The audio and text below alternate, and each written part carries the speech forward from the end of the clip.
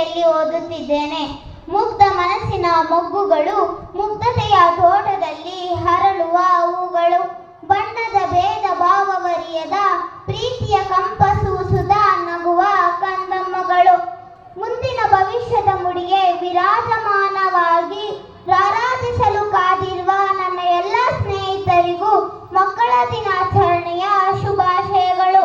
November ತಿಂಗಳು ಅತ್ಯಂತ ಮಹತ್ವದ ಮಾಸವಾಗಿದೆ.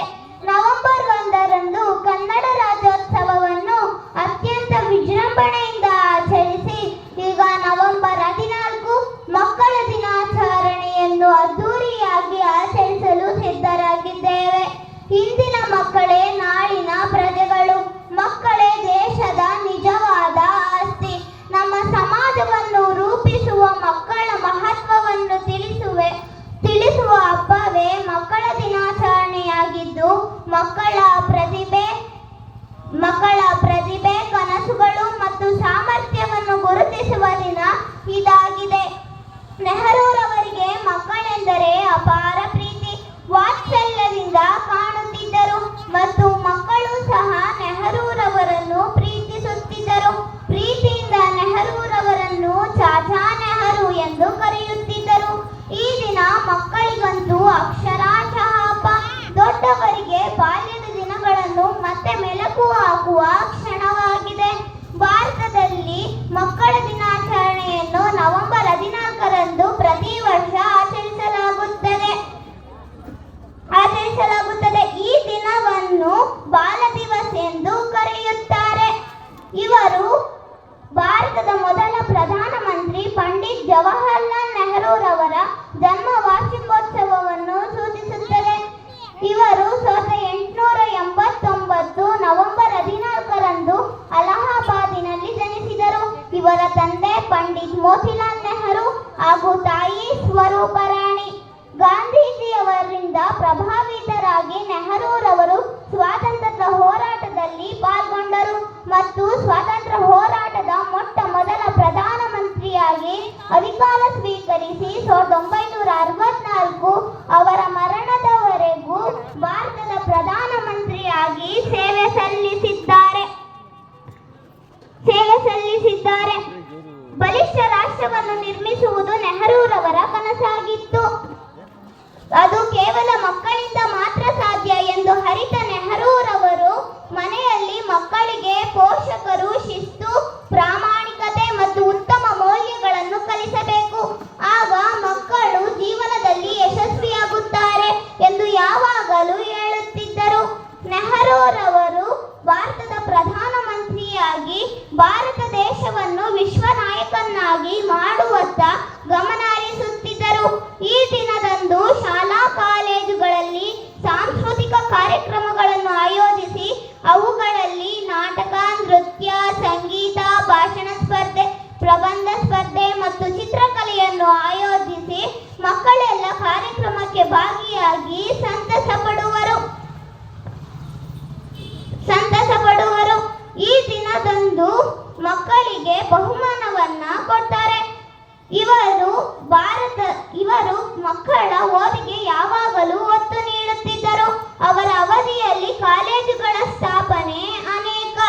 ನೆಹರೂರವರು ಭಾರತದ ಪ್ರಧಾನಮಂತ್ರಿಯಾಗಿ ಸೇವೆ ಸಲ್ಲಿಸಿದ್ದಾರೆ. ಭಾರತಕ್ಕೆ ಹೋರಾಡಿದ ಪ್ರಮುಖ ನಾಯಕರಲ್ಲಿ ಇವರು ಒಬ್ಬರಾಗಿದ್ದರು. ದೇಶದ ಪ್ರಪ್ರಥಮ ಪ್ರಧಾನಿಯಾಗಿ ಇವರ ಜೀವನ ಎಲ್ಲರಿಗೂ ಆದರ್ಶವಾಯಿತು. ನೆಹರೂರವರಿಗೆ ಮಕ್ಕಳೆಂದರೆ ಅಪಾರ ಪ್ರೀತಿ. ಅದಕ್ಕೆ ಒಂದು ನಿದರ್ಶನ ಕೊಡ್ತೀನಿ. ಒಮ್ಮೆ ಅವರ ಮನೆ ಹತ್ರ ಒಂದು ತೋಟವಿತ್ತು. ಆ ತೋಟದಲ್ಲಿ ಒಂದಿನ ನೆಹರೂರವರು ಅವರ ಮನೆ ಮೇಲಿನ ಕಿಟಕಿಯಲ್ಲಿ ಕೆಳಗೆ ನೋಡ್ತಾ ಇರುವ ಸಂದರ್ಭದಲ್ಲಿ 4 ರಿಂದ 6 ವರ್ಷದ ಒಂದು ಮಗು ಅಲ್ಲಿರುವ ಹಣ್ಣುಗಳನ್ನ ಕಿತ್ಕೊಳ್ಳೋದಕ್ಕೆ ಪ್ರಯತ್ನ ಪಡ್ತಾ ಇತ್ತು. ಆ ಮಗು ಹಾರಿ ಕಿತ್ಕೊಳ್ಳೋದಕ್ಕೆ ಪ್ರಯತ್ನ ಪಡ್ತಾ ಇತ್ತು. ಆದ್ರೂ ಕೂಡ ಆ ಮಗುವಿಗೆ ಅಲ್ಲಿರುವ ಹಣ್ಣು ಸಿಗ್ತಾ ಇರ್ಲಿಲ್ಲ. ಆಗ ಆ ಮಗು ಏನ್ ಮಾಡ್ತಪ್ಪ ಅಂದ್ರೆ ಅಲ್ಲೇ ಇರುವ ಇಟ್ಟಿಗೆಗಳನ್ನ ಒಂದ್ರ ಮೇಲೆ ಜೋಡಿಸಿ ಅದ್ರ ಮೇಲೆ ಕಿತ್ಕೊಳ್ಳೋದಕ್ಕೆ ಪ್ರಯತ್ನ ಪಡ್ತಾ ಇತ್ತು. ಆಗ ಆ ತೋಟವನ್ನು ಕಾಯ್ತಾ ಇರುವ ಕಾವಲುಗಾರ ನೋಡಿ ಈ ಸಿಟ್ಟಿನಿಂದ ಬಂದು ಆ ಮಗುವಿಗೆ ಗದರಿಸಿ ಒಂದು ಹೆಡ್ನ ಹೊಡಿತಾರೆ. ಆಗ ಕಿಟಕಿಯಿಂದ ನೋಡ್ತಾ ಇರುವ ನೆಹರೂರವರಿಗೆ ಕೋಪ.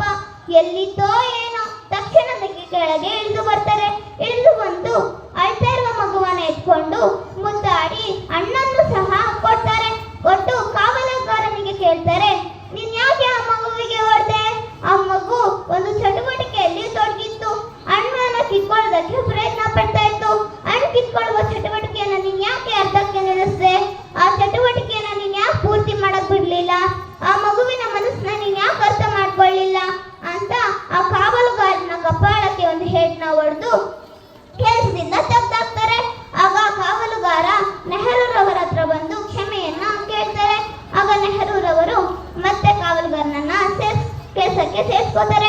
ಇದರಿಂದನೇ ಗೊತ್ತಾಗುತ್ತೆ ನೆಹರೂರವರಿಗೆ ಮಕ್ಕಳೆಂದರೆ ಎಷ್ಟು ಪ್ರೀತಿ, ಕಾಳಜಿ, ಅಕ್ಕರೆ ಅಂತಕ್ಕಂಥದ್ದು ಇದರಿಂದನೇ ಗೊತ್ತಾಗುತ್ತೆ. ಅಷ್ಟೇ ಅಲ್ಲ, ಇದಕ್ಕೆ ಒಂದು ಒಳ್ಳೆ ನಿದರ್ಶನ ಕೊಡ್ತೀನಿ. ಶಂಕರ್ ಅಂತಕ್ಕಂಥವ್ರು ಒಬ್ರು ಖ್ಯಾತ ವ್ಯಂಗ್ಯ ಚಿತ್ರಕಾರರಿದ್ರು. ಅವರು ಮಕ್ಕಳಿಗಾಗಿ ಪ್ರತಿ ವರ್ಷ ಚಿತ್ರಕಲಾ ಸ್ಪರ್ಧೆಯನ್ನ ಆಯೋಜಿಸ್ತಾ ಇದ್ರು. ಆಗ 7 ವರ್ಷದಿಂದ ನೆಹರೂರವರನ್ನ ಅತಿಥಿಯಾಗಿ ಕರೆದು ಅವ್ರ ಕೈಯಿಂದಲೇ ಬಹುಮಾನವನ್ನ ಕೊಡಿಸ್ತಾ ಇದ್ರು. ಆದ್ರೆ 3ನೇ ವರ್ಷ ನೆಹರೂರವರನ್ನ ಅತಿಥಿಯಾಗಿ ಕರೀಲಿಲ್ಲ.